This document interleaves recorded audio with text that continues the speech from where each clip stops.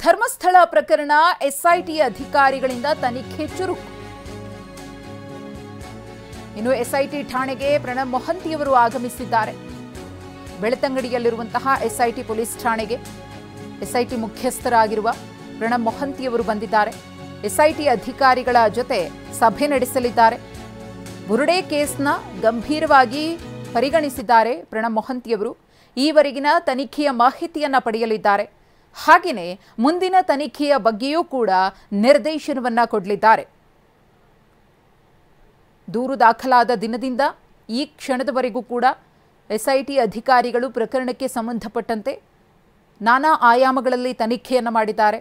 ಸಾಕಷ್ಟು ಮಂದಿಯನ್ನು ವಿಚಾರಣೆಗೆ ಒಳಪಡಿಸಿ ಮಹತ್ವದ ಮಾಹಿತಿಯನ್ನು ಸಂಗ್ರಹಿಸಿದ್ದಾರೆ.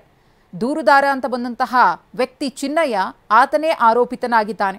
ಆತನಿಂದಲೂ ಕೂಡ ಧರ್ಮಸ್ಥಳ ಬುರುಡೆ ಪ್ರಕರಣಕ್ಕೆ ಸಂಬಂಧಪಟ್ಟಂತೆ ಮಾಹಿತಿಯನ್ನು ಕಲೆ ಹಾಕಿ ಆತ ಹೇಳಿದಂತಹ ಒಂದಷ್ಟು ಮಂದಿಯ ವಿಚಾರಣೆಯನ್ನು ಕೂಡ ಎಸ್ಐಟಿ ಅಧಿಕಾರಿಗಳು ಮಾಡಿದ್ದು ಸ್ಥಳ ಮಹಜರನ್ನು ನಡೆಸಿದ್ದಾರೆ. ಇದುವರೆಗೂ ಕೂಡ ಈ ಪ್ರಕರಣದ ತನಿಖೆಯ ಹಂತ ಎಲ್ಲಿಗೆ ಬಂದಿದೆ ಅನ್ನೋ ಮಾಹಿತಿಯನ್ನು ಪ್ರಣಬ್ ಮೊಹಂತಿಯವರು ಪಡೆದುಕೊಳ್ಳಲಿದ್ದಾರೆ. ಇನ್ನು ಧರ್ಮಸ್ಥಳ ಬುರುಡೆ ಕೇಸ್ ಎಸ್ಐಟಿಯಿಂದ ತನಿಖೆ ತೀವ್ರವಾಗಿದೆ. ವಿಚಾರಣೆ ಮೇಲೆ ವಿಚಾರಣೆ ಮಾಡ್ತಿದ್ದಾರೆ. ಈಗಾಗಲೇ ಹೇಳ್ದಂಗೆ ಸಾಕಷ್ಟು ಮಂದಿಯನ್ನು ವಿಚಾರಣೆಗೆ ಒಳಪಡಿಸಿದ್ದಾರೆ. ಸೌಜನ್ಯ ಮಾವ ವಿಠಲ್ ಗೌಡ, ಪ್ರದೀಪ್, ಜಯಂತ್, ಗಿರೀಶ್ ಮಟ್ಟಣ್ಣನವರ್, ಯೂಟ್ಯೂಬರ್ ಅಭಿಷೇಕ್ ಎಲ್ಲರಿಂದಲೂ ಕೂಡ ಹೇಳಿಕೆಯನ್ನ ಎಸ್ಐಟಿ ಅಧಿಕಾರಿಗಳು ಪಡ್ಕೊಂಡಿದ್ದಾರೆ. ಬುರುಡೆ ಕೇಸ್ ಸಂಬಂಧ ಮಾಹಿತಿಯನ್ನ ಸಂಗ್ರಹ ಮಾಡಿದ್ದಾರೆ. ಮತ್ತೆ ವಿಚಾರಣೆಗೆ ಕರೆದಾಗ ಬರಬೇಕು ಅನ್ನೋ ಸೂಚನೆಯೂ ಕೂಡ ಹೋಗಿದೆ. ಈ ಕುರಿತು ಮತ್ತಷ್ಟು ಮಾಹಿತಿಯನ್ನು ಕೊಡೋದಕ್ಕೆ ನಮ್ಮ ಪ್ರತಿನಿಧಿ ಅಶೋಕ್ ಇದೀಗ ನೇರ ಸಂಪರ್ಕದಲ್ಲಿದ್ದಾರೆ. ಅಶೋಕ್, ಪ್ರಣಬ್ ಮೊಹಂತಿಯವರು ಬಂದಿದ್ದಾರೆ. ಅಧಿಕಾರಿಗಳಿಂದ ಮಾಹಿತಿಯನ್ನು ಪಡೆಯುವಂತಹ ಕೆಲಸವನ್ನು ಮಾಡ್ತಾರೆ. ಎಷ್ಟೊತ್ತಿಗೆ ಪ್ರಣಬ್ ಮೊಹಂತಿಯವರ ನೇತೃತ್ವದಲ್ಲಿ ಈ ಸಭೆ ಶುರುವಾಗುತ್ತೆ ಅಂತ ಹೇಳಿ ಇದುವರೆಗಿನ ತನಿಖೆಯ ಪ್ರಗತಿಯ ಬಗ್ಗೆ ಏನೆಲ್ಲ ಮಾಹಿತಿಯನ್ನು ಕೊಡ್ತಾರೆ ಎಸ್ಐಟಿ ಮುಖ್ಯಸ್ಥರಿಗೆ ಎಸ್ಐಟಿ ಅಧಿಕಾರಿಗಳು? ಅಶೋಕ್.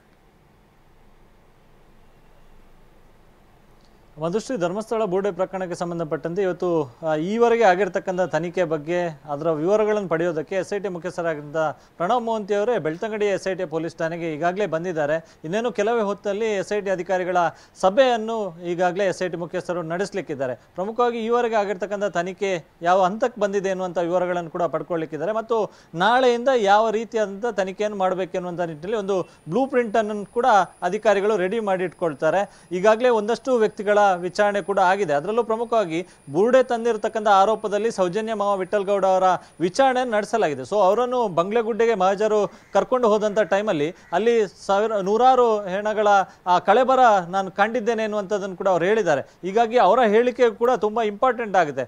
ಒಂದು ವೇಳೆ ಅವರು ಹೇಳಿರುವಂತೆ ಅಲ್ಲಿ ಮನುಷ್ಯನ ಕಳೆಬರಗಳು ಇರೋದೇ ಹೌದಾದರೆ ಅದನ್ನು ಮತ್ತೆ ರಿಕವರಿ ಮಾಡಬೇಕಾಗುತ್ತೆ. ಅದನ್ನು ತಗೊಂಡು ಬಂದು ಸೋಕೋ ಟೀಮ್ ಮೂಲಕ ಅದನ್ನು FSLಗೆ ಕಳಿಸ್ಕೊಡ್ಬೇಕಾಗುತ್ತೆ. ಸೊ ಅದರ ಏನು ಸಂಗ್ರಹಿಸುವಂಥ ಕೆಲಸ ಯಾವ ರೀತಿಯಾಗಿ ಆಗಬೇಕು ಮತ್ತು ಅದರ ಮುಂದಿನ ತನಿಖೆ ಯಾವ ರೀತಿಯಾಗಿ ಇರಬೇಕು ಅಂತೇಳಿ, ಒಂದು ವೇಳೆ ಅಲ್ಲಿ ಕಳೆಬರ ಸಿಕ್ಕಿರೋದು ಹೌದಾದಲ್ಲಿ ಅದು ಯಾರದ್ದು ಮತ್ತು ಆ ಸಾವು ಹೇಗಾಯಿತು, ಸೊ ಅದಕ್ಕೂ ಏನೋ ಸಾವಿಗೆ ಏನೋ ಸಂಬಂಧ, ಸೊ ಈ ಎಲ್ಲ ವಿಚಾರಗಳ ಕುರಿತಾಗಿ ಕೂಡ ಅಧಿಕಾರಿಗಳು ತನಿಖೆಯನ್ನು ಮಾಡಬೇಕಾಗುತ್ತೆ. ಸೊ ಆ ಹಿನ್ನೆಲೆಯಲ್ಲಿ SIT ಅಧಿಕಾರಿಗಳು ಮುಂದಿನ ನಿರ್ದೇಶನವನ್ನು ಅಧಿಕಾರಿಗಳಿಗೆ ನೀಡಲಿಕ್ಕಿದ್ದಾರೆ. ಇನ್ನೊಂದು ಕಡೆ ಮಹೇಶ್ ಶೆಟ್ಟಿ ತಿಮರೋಡಿ ಅವರು ಕೂಡ SITಗೆ ಒಂದು ದೂರು ಅರ್ಜಿಯನ್ನು ಸಲ್ಲಿಸಿದ್ದಾರೆ.